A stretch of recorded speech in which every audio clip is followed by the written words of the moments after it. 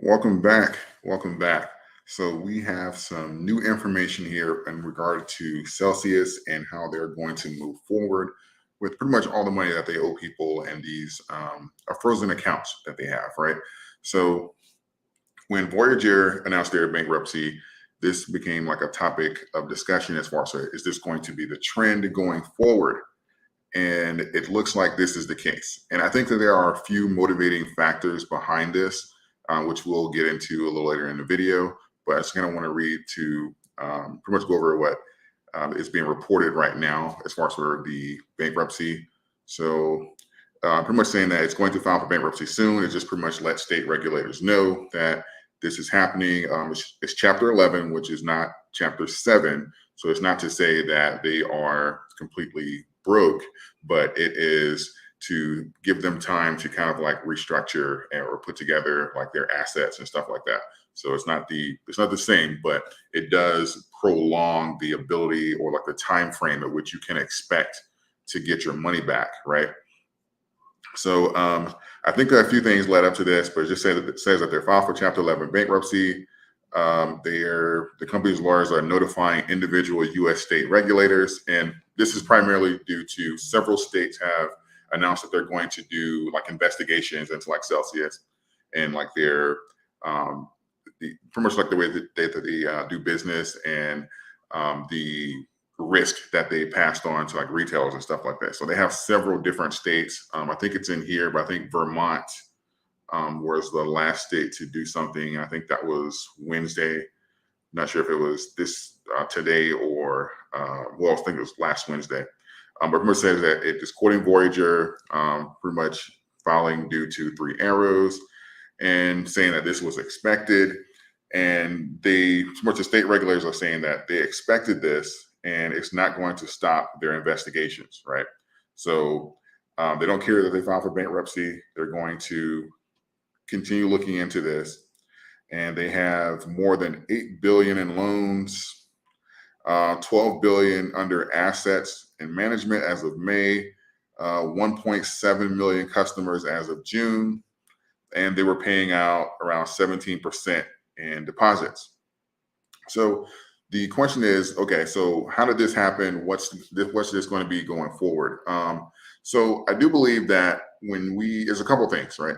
So yes, inflation is going to be like the main factor behind this, but when you look at the way that inflation is going and the uncertainty that it's placing in the economy, you have to look at the trickle down effect of that, right? And how these exchanges make money. These exchanges make money via loans. And this is, they'll technically do it, they'll run their coins to like a USDC or something like that. But when you have uncertainty in the economy or in the market, people stop taking loans, right? So it's not even a matter of the fact that, yes, we have low volume, so they're not making money when it comes down to transactions. Yes, we have people removing their coins from exchanges in massive numbers. So they're losing technically their assets. That's all true.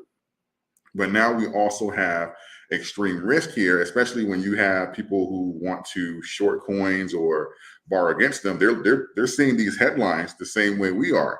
They're saying that, oh, these exchanges are going bankrupt. And they're like, hey, why would it make sense for us to try and take out a large short position and said coins or with these assets, and then you guys go belly up and margin call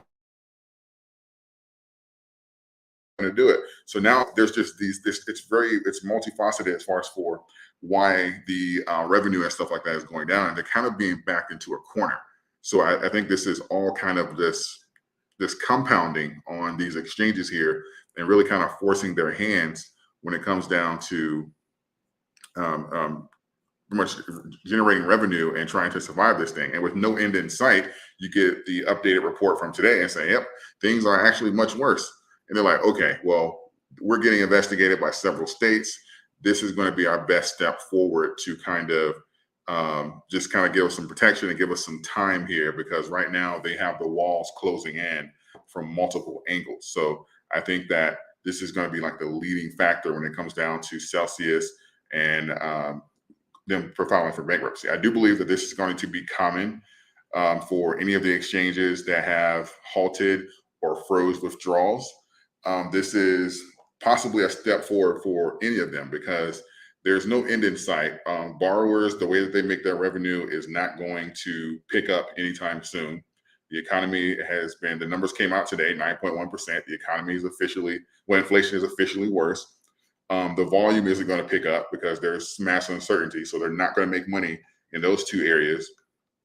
And of course, I don't think that retailers, especially when we're looking at news like this every week of an exchange filed for bankruptcy, retailers, if they haven't been convinced before to remove their coins, they're certainly going to be convinced now. So you're going to see even more of them like, oh my God, if I have the ability to remove my coins, I'm going to make haste and do that now. So, this is going to be kind of like their form of protection to give them time. Now, from what I know, none of these exchanges have filed for Chapter 7. They filed for Chapter 11. So it's not saying that all is done and you're never going to get your money back, but it can be quite some time because this pretty much allows them to restructure their debt and decide who gets what and stuff like that. And it has to go through the court. So Voyager, Celcius, this is not going to be a quick process. This is going to take some time. This is not a quick turnaround here. This can take months. This can take even years. This is, it's very sad to hear this because I'm on Twitter and I see people with the amount of money and stuff like that they've trusted to these exchanges. And now you have a situation where it's mass uncertainty in the economy. We don't know if people are going to lose their jobs, if they're going to start doing full point hikes and stuff like that. And now their investments are essentially, they don't have access to them, or when they do get them, it may be a fraction of what they actually invested due to no fault of their own, just due to the exchange simply over leveraging themselves. So I feel for everyone that has their money in Celcius and Voyager or any of the exchanges that are halting or freezing assets. So if you haven't yet, I do have an affiliate link for Ledger in the description. It is more important now than ever to make sure that your coins are not on these exchanges. Like this is happening. This is happening. And I don't believe this is going to be the last exchange to do so. Celcius and Voyager have a lot more money than some of these companies that have halted these withdrawals, even some overseas. So just kind of look out for this here. And if you're looking to buy additional coins, make sure that you have a wallet on said exchange to make sure that you can transfer out of there and get your coins. Or if you're on Ledger, of course, you can use something like Ledger Live. So you have saved me thousands. Can't thank you enough. I'm still hoarding money up. Absolutely. No, it's my pleasure. When I saw the tide turn, I only gave everybody like a couple weeks notice, maybe like 3, before things start hitting the fan. But for those of you that listen, it isn't me. You did yourself a favor, right? But I'm grateful for those of you that did, give the information I put out there, like I guess a considerable thought, right? But Celcius, this isn't going to be the end. I believe that we're going to possibly see a full point basis hike. I'm not going to get into that into this video because this video is about Celcius, but I will probably release something or my findings later tonight. If you guys care to talk about like the economy and stuff like that. But let's see. Sorry, I got distracted by this comment. Let's see. What exchanges are we supposed to use? Voyager really mentally broke me down. I'm not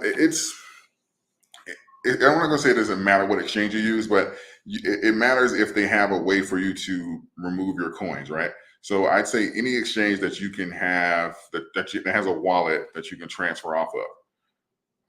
If you have something like a Ledger, you can, go on Ledger Live and just take a direct approach. But if you have a wallet and the ability to transfer your coins, then that's a go for me, right? So something like like Webull, if you want to do crypto on there, they don't have a wallet. So you're either going to sell or you're going to have to wait things out. So, and just kind of see, what happens to the exchange. And that's the worst thing ever is removing your coins is not about, I know it's an extra step, but it prevents things like what's going on with Celcius and stuff like that. It gives you the option to make sure that you have your coins because this thing, let's say they come out and they start printing money again. I don't believe that they are, but just an extreme example. They say they come out and they say, we're going to print money again. Economy takes off. Boom. These companies are still in bankruptcy.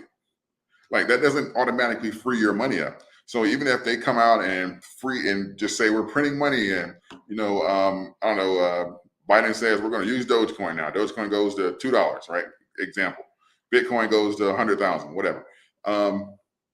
Your coins are still in bankruptcy. Like you're just going to miss out on that, and I don't want that to be the case for anyone.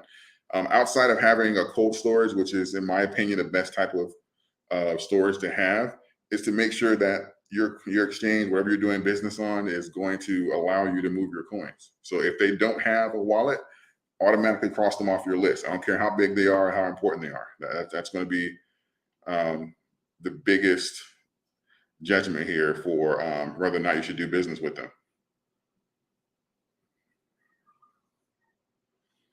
Let's see. I received an email letter from Uphold saying they don't loan my coins, yet they pay interest on some coins. What's your thoughts on that? I use it for small amounts of XRP. I'd have to look at them. I haven't looked at Uphold in any degree of like length to make a comment on that. If it's in their TOS, then it's something to hold them accountable for. But at this point, I trust no one when it comes down to those coins. So that's something that you have to make a personal decision on. But for me, I know it's convenient to have your coins on the exchanges, but as of right now, with what's going on in the markets, with what's going on with the uncertainty and stuff like that, it's not worth the risk to me. So I wouldn't do it. Let's see here. I'm gonna take a couple more. I don't want to make this video too long, and then I'll get in. I see some economy questions and stuff like that. I'm gonna make another video in like an hour, and we'll get into that. I don't want to get too far from Celcius and stuff right here. Let's see. How do you feel about the Exodus wallet? I'm not sure if Exodus. I have to look to see. Let me check a different screen here. I'm not sure if it's custodial or non-custodial, but when it comes down to a wallet, you have to make sure that you have your keys, right? If you don't have your keys, it is a no-go.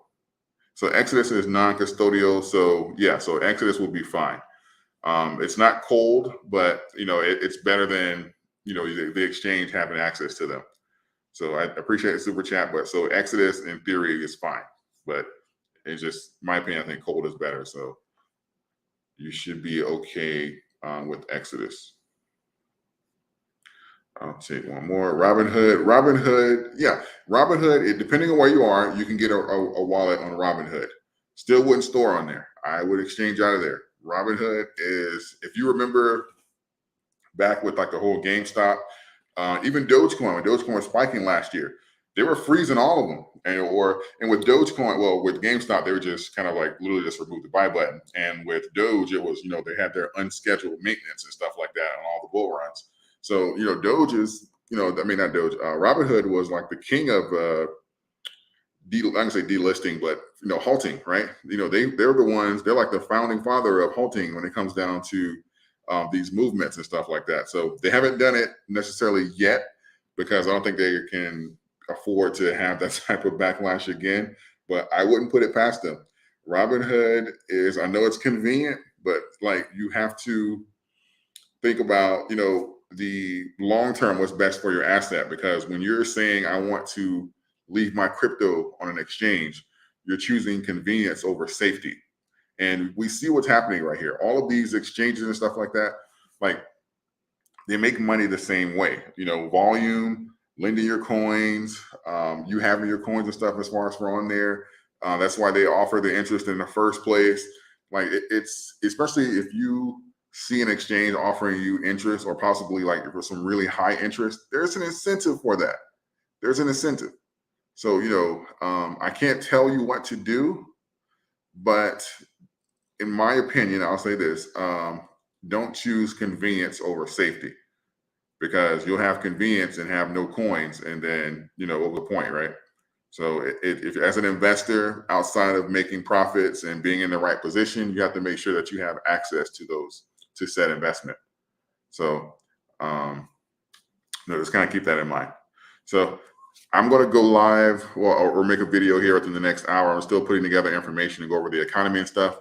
And I'll post that and we can chat at that time. So I appreciate you guys for tuning in. This is the update on Celcius. Like the video, subscribe to the channel. I appreciate all of you, and I will see you guys later tonight.